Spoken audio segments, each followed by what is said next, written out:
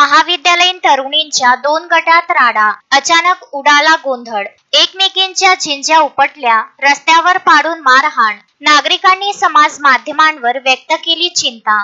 पूर्वी महिला वर्गात सार्वजनिक नळावर किंवा एखाद्या वेळेस वेटागळात राडा झाल्याचे पाहायला मिळायचे, पण हल्ली महाविद्यालयीन तरुणीत फ्रीस्टाईल होण्याचे प्रमाण वाढले आहे। दोन तरुणीत होणारा हा वाद एखाद्या प्रियकराला घेऊन होत असल्याचे अनेक प्रकरणात आढळून येते।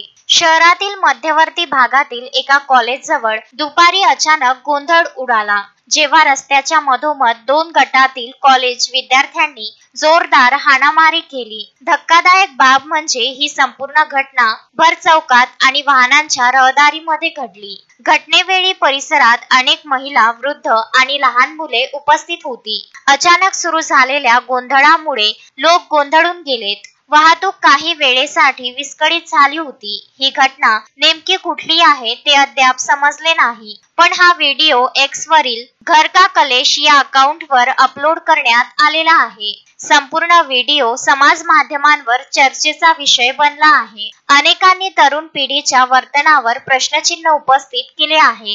काही युजर्सनी म्हटलं की आता पोरी काही ऐकत नाहीत, तर काहींनी मजेशीर प्रतिक्रिया दिलेल्या आहेत।